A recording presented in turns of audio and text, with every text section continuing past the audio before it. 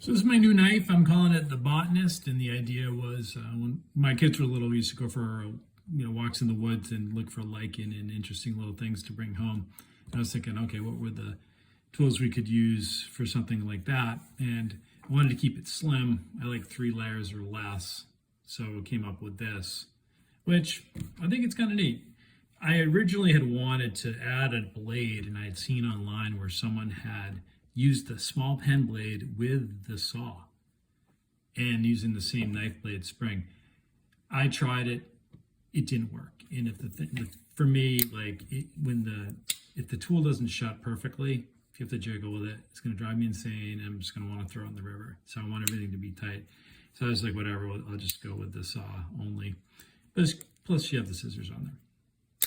Then I threw in the, gotta have a magnifying glass, right, to look at the things up close. And then I really wanted to do something creative with this end of the magnifying glass spring.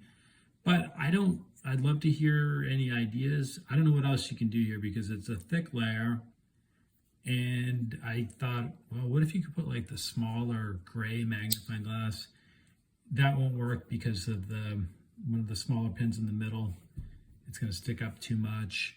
Then I looked at like the different openers, maybe modifying one of those. You'd have to shorten it, and then the problem is, again, they're not thick enough, so then you're going to have to put some sort of spacer in there. And then it's probably not going to be tight anyway, so I was like, whatever, I'm not going to bother with it.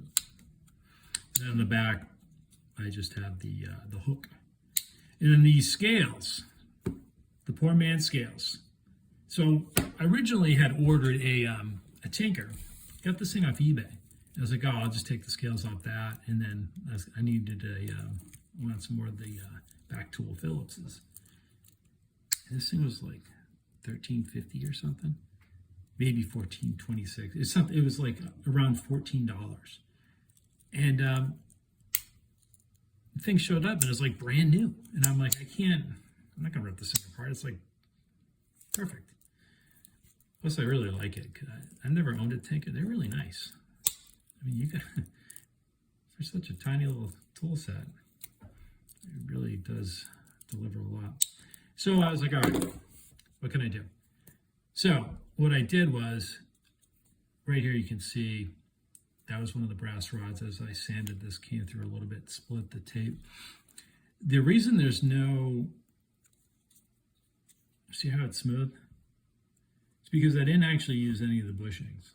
I just peened the brass and then filed it down, did a layer of Gorilla Tape, trimmed it, did a layer of rubber tape, trimmed it, then another layer of Gorilla Tape.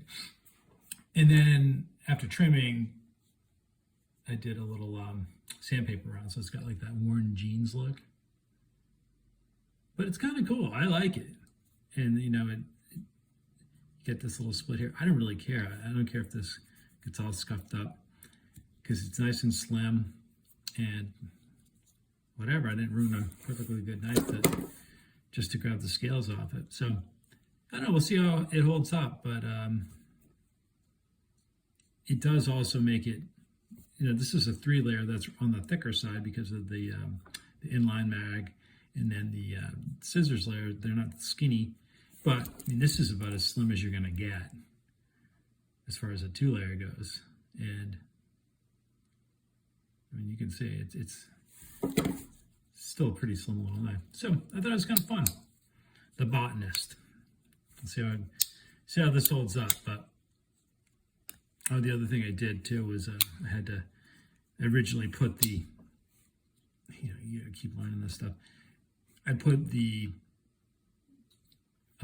that layer, the saw first, and the problem is once the saw drops, you couldn't get to the scissor nail neck, so I had to flip that. I'm still learning this stuff, but it's fun. Anyway, hope you enjoyed that.